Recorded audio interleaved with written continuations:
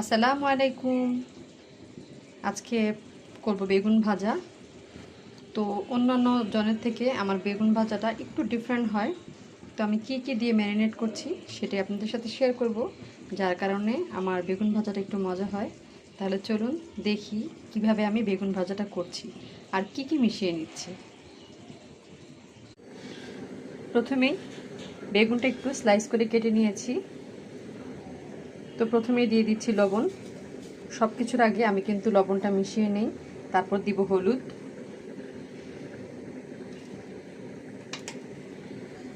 দিয়ে দিব হাফ চা চামচ মরিচ, আর দিয়ে দিব হাফ চা চামচ আদা রসুনের পেস্ট। এখন এটা ভালোভাবে মিশিয়ে নিব। আদা রসুনের পেস্টটা দিলে কিন্তু খেতে খুবই ভালো লাগে, চাইলে আপনারা একটু ট্রাই করে দেখতে পারেন। তো এটা এভাবে মেখে কিন্তু আমি 10 মিনিটের মতো ম্যারিনেট করে রাখবো। বেগুনটা ম্যারিনেট করা হয়ে গেছে, আর এখানে কিন্তু আমি তেলও গরম করে নিয়েছি।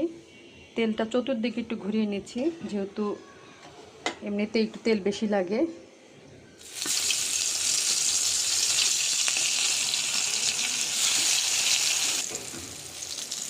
এখন এটা ঢেকে দিব।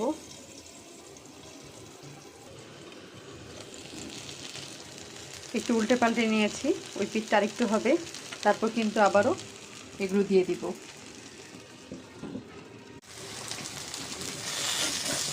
বেগুন ভাজাটা হয়ে গেছে, আমি তুলে নিচ্ছি।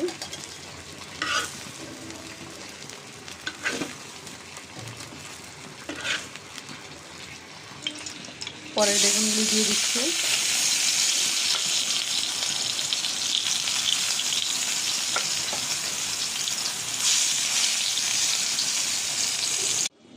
বেগুন ভাজাটা পুরোপুরি হয়ে গেছে। তো কেমন লাগলো অবশ্যই জানাবেন।